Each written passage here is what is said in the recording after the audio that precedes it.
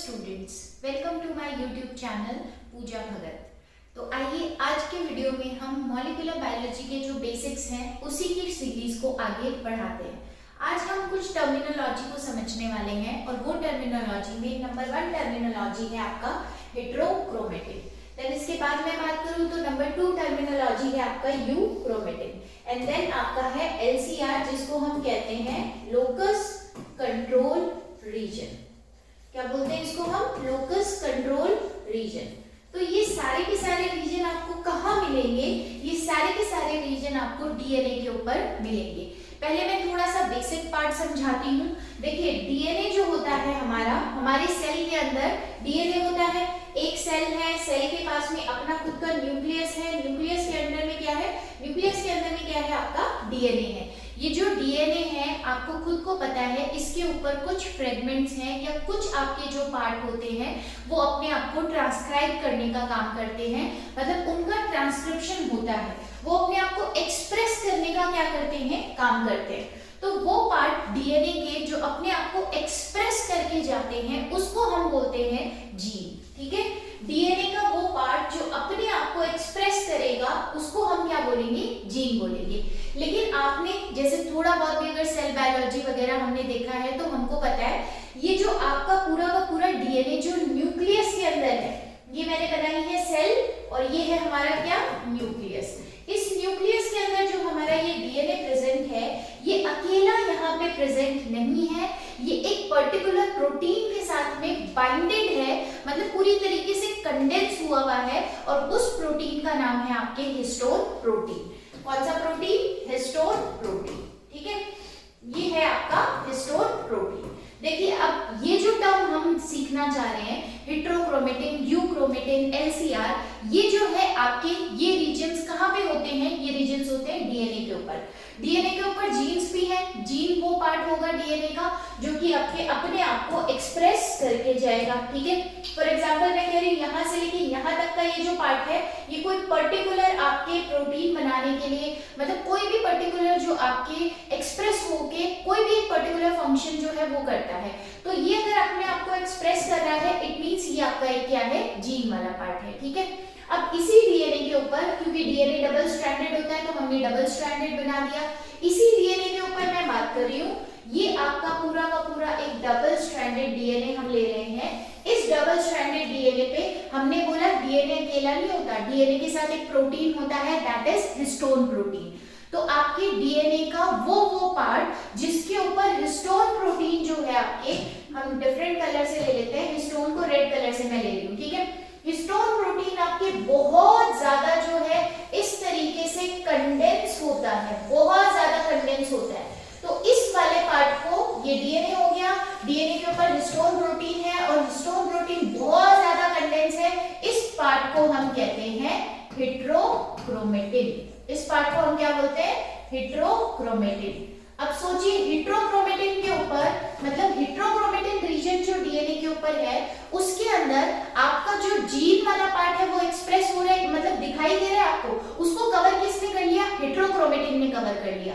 तो मतलब आपके हिस्टोन प्रोटीन ने उसको कवर कर लिया। तो अगर आपको यहाँ वाले जीन्स को एक्सप्रेस कराना है तो आपको सबसे पहले इन हिस्टोन को क्या करना पड़ेगा? हटाना पड़ेगा। अगर आपने इन हिस्टोन प्रोटीन्स को, ये प्रोटीन कौन से हैं? ये रीजन आपके जिसके अंदर हिस्टोन बहुत ज्यादा अमाउंट में प्रेजेंट है, इस रीजन को हमने बोला हेटेरोक्रोमेटिन, और ये जो चीज कंडेंस यहाँ पे प्रेजेंट है इस प्रोटीन का नाम है हमारे हिस्टोन प्रोटीन। अगर हिस्टोन प्रोटीन बहुत ज्यादा प्रेजेंट है तो मुझे इस वाले पार्ट को, इस वाले जीन को अगर एक्सप्रेस कराना है तो हिस्टोन को पहले हटाना हमको पड़ेगा। इसके बाद आता है हमारा यूक्रोमेटिन। आप देख लीजिए, ये डिफरेंट कलर से ले लेते हैं, हम ब्लू ले लेते हैं। यूक्रोमेटिन वाला पार्ट वो है जिसके ऊपर हिस्टोन आपके प्रेजेंट है, नो डाउट हिस्टोन प्रेजेंट है, लेकिन उतना ज्यादा कंडेंस फॉर्म के अंदर प्रेजेंट नहीं है। ठीक है, यहाँ पे हिस्टोन का जो अमाउंट है वो बहुत ज्यादा हाई है कंपैरेटिवली यहाँ से। अगर मैं यहाँ पे बात करूं तो यहाँ पे आपका हिस्टोन वाला जो पार्ट है, हिस्टोन वाला जो पार्ट है, व्हाइट से लिख देती हूँ ज्यादा विजिबल होगा, हिस्टोन वाला जो पार्ट है वो आपका किस कॉन्सेंट्रेशन में है?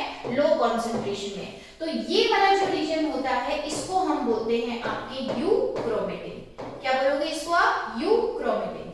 देख लीजिए दोबारा से मैं बता डीएनए है, डबल स्ट्रैंडेड डीएनए पे जो हिस्टोन वाला पार्ट है, हिस्टोन बहुत ज्यादा कंडेंस, तो उस रीजन को हम कह रहे हैं हेटेरोक्रोमेटिन। और जहां पे हिस्टोन का अमाउंट कम है इसका मतलब ये वाले जीन जो यहाँ पे प्रेजेंट होंगे वो जल्दी जल्दी एक्सप्रेस होंगे। क्यों जल्दी जल्दी एक्सप्रेस होंगे? क्योंकि हिस्टोन को हटाने में उतनी मेहनत नहीं जाएगी। तो ये जो यूक्रोमेटिन रीजन होता है इसको हम बोल देते हैं जीन रिच एरिया। कौन सा एरिया? Gene rich area. या फिर इसको हम कहते हैं इजीली ट्रांसक्राइब्ड, इजीली ट्रांसक्रिप्शन, इसका ट्रांसक्रिप्शन, इजीली इसका ट्रांसक्रिप्शन जो है वो आराम से हो जाएगा। इजीली मतलब ये जीन जो है एक्सप्रेस कर देगा। और ये वाला जो पार्ट है हेटेरोक्रोमेटिन वाला, ये उतना इजीली आपके जीन एक्सप्रेस जो है वो नहीं करेगा। तो इस पार्ट को हम कह देते हैं gene poor part, gene poor part. ठीक है, इसका ट्रांसक्रिप्शन जो होगा मतलब जो जीन अपने आप को एक्सप्रेस करता है उसके अंदर भी आपके टाइम लगेगा। इसके बाद एक रीजन होता है जहां पे आपकी हिस्टोन जो है वो एब्सेंट होता है। कलर हम डिफरेंट ले लेते हैं यहाँ पे ताकि विजिबिलिटी ठीक रहे। ठीक है, ये वाला जो एरिया है इसके अंदर आपकी हिस्टोन जो है वो बिल्कुल ही एब्सेंट है। हिस्टोन एब्सेंट है, इसका मतलब इनका एक्सप्रेशन, यहाँ पे जो जीन्स है इन जीन्स का एक्सप्रेशन जो है बहुत ज्यादा होने वाला है। ठीक है, तो यहाँ पे जो जीन्स है बहुत ज्यादा एक्सप्रेस होने वाले हैं। दोबारा से देखिए, 3 तरीके के रीजन डीएनए के ऊपर हमने बात की। हेटेरोक्रोमेटिन जहाँ पे हिस्टोन बहुत ज्यादा कंडेंस है, इसके बाद में यूक्रोमेटिन जहाँ पे हिस्टोन है लेकिन उतना अमाउंट में कंडेंस फॉर्म में प्रेजेंट नहीं है। तो यहाँ पे आपके जीन का एक्सप्रेशन होना बहुत मुश्किल है। यूक्रोमेटिन में जीन का एक्सप्रेशन होगा जब ये हिस्टोन हटा दोगे आप, देन उसके बाद में आप जीन एक्सप्रेस करा सकते हो। Then locus control region, LCR वाला रीजन जो है, नाम दे देते हैं हम इसको एलसीआर। ये वाले रीजन के अंदर हिस्टोन एब्सेंट है और हिस्टोन एब्सेंट होने की वजह से यहाँ पे आपके जो जीन्स प्रेजेंट होंगे, यहाँ पे जो मैसेज लिखा है डीएनए के अंदर, उनका एक्सप्रेशन बार बार बहुत ज्यादा बार, आपका मल्टीपल टाइम्स जो है बहुत ज्यादा रिपीटेटिव एक्सप्रेशन उनका होने वाला है। क्लियर?